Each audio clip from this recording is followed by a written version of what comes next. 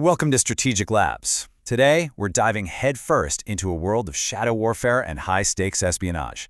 We are unlocking the core ideas from Edward H. Whitmore's incredible book on how Israel's covert operations became its ultimate tool for survival. All right, let's get into it. You know, that quote from Whitmore really sets the stage, doesn't it?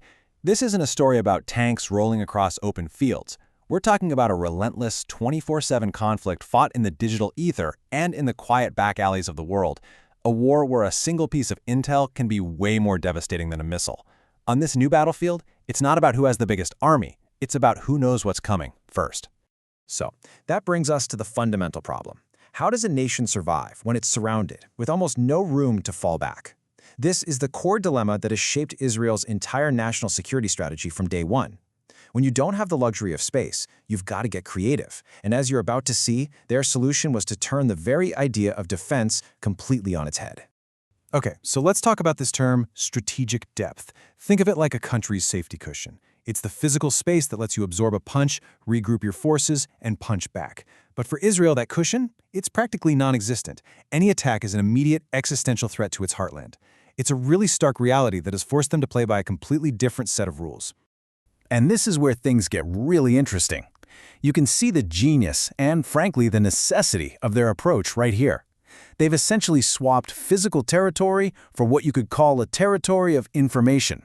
So instead of waiting for an attack to hit them, they use intelligence to see it coming and to neutralize it before it can even launch. Space buys time for most countries. For Israel, information buys that time. So if intelligence is the new territory, then Israel's spies and analysts are its frontline soldiers. They're the invisible shield that deflects attacks before they can even happen, and they're the razor-sharp sword that can strike with surgical precision anywhere on the world. This isn't just some support unit we're talking about, it's the very foundation of the nation's defense. The entire philosophy really just boils down to one simple, almost brutal principle. Get there first. In a world where threats are constantly forming, waiting to react is basically a death sentence. You have to be proactive. You have to see the threats as they're forming and dismantle them before they can ever get close to your borders. But how do you actually see a threat before it materializes? Well, it's like putting together a jigsaw puzzle in the dark. First, you've got your HUMINT, your spies on the ground, risking everything to get you a few pieces of that puzzle. Then there's SIGINT, listening in on enemy chatter, trying to find another piece. And now you have CYBERINT, hacking into networks to try and steal the whole puzzle box. It's only when you weave all these pieces together that you can finally see the big picture and act. All right, so let's see how this theory plays out in the real world. We're going to look at one of the most audacious rescue missions in modern history. A mission that perfectly shows how intelligence can turn an absolutely impossible situation into a stunning victory. I'm talking, of course, about the raid on Entebbe. I mean, just put yourself in the shoes of the person who had to answer this question. Over 100 of your citizens are being held at gunpoint, thousands of miles from home, on the tarmac of a hostile nation. Your military options are, to put it mildly, limited. The whole world is watching. What do? It looks completely hopeless, like a checkmate. But that's where intelligence rewrites the game. For 7 agonizing days, the world just held its breath. But behind the scenes, it was a frantic race against the clock. Israeli intelligence was working around the clock, desperately piecing together a plan from scraps of information. And then, on day 7, they got the breakthrough they needed, a complete, detailed blueprint of the tournament building, including where every hijacker was positioned. The raid that followed wasn't some desperate gamble. It was a carefully orchestrated masterpiece. And it was only possible because of the quiet, dangerous work of spies. Okay, so from that daring physical raid, we're now going to jump forward into a totally new kind of war. A war fought not with commandos and guns, but with silent, invisible lines of code. This is the story of Stuxnet, a digital ghost that haunted Iran's nuclear program and really changed the rules of modern warfare. This was the new and maybe even more terrifying challenge. How do you stop a determined nation from getting the bomb? A conventional military strike would be incredibly messy, unbelievably bloody, and could easily spark a massive regional war. So the question became, is there another way? Is it even possible to win a war without ever firing a shot? And this right here is the paradigm shift that Stuxnet represents. Instead of blowing up buildings, you're corrupting data. Instead of sending in soldiers, you are tricking machines into destroying themselves from the inside out.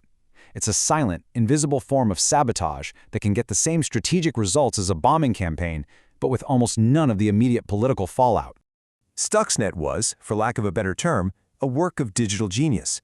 It was a ghost in the machine, a digital phantom that snuck into Iran's most secure air-gapped facilities and literally turned their own technology against them. Can you just imagine the chaos and paranoia in that control room as their multi-billion-dollar nuclear program literally tore itself to pieces, all while the screens in front of them said everything was running perfectly? It was the ultimate mind game, and it set back Iran's nuclear ambitions for years. But as we marvel at the technical brilliance of an operation like Stuxnet, it's really easy to forget about the human cost. These are not abstract strategic games. They are real-world operations with very real consequences, and they're carried out by real people. And as Whitmore's book makes so clear, there is a heavy, heavy price to be paid for living a life in the shadows. I mean, really think about it. What does it do to a person to live a life of constant deception? To make life and death decisions based on incomplete intel? To carry the weight of your nation's security on your shoulders every single day? What is the moral and psychological toll of a war where the lines between right and wrong are constantly blurred? And Whitmore doesn't shy away from these incredibly tough questions. He takes us inside the minds of these operatives, and he shows us the constant struggle between the mission and their own morality. They're forced to make impossible choices, to weigh the lives of their targets against the lives of their fellow citizens. It's a lonely, thankless job for sure, and the scars it leaves are often invisible to the outside world. So what's the big takeaway here? As Whitmore so brilliantly argues, for Israel, intelligence isn't just part of its defense strategy. It is its defense strategy. It is the literal lifeblood of a nation that has learned to survive in a world that, for the most part, has been hostile to its very existence.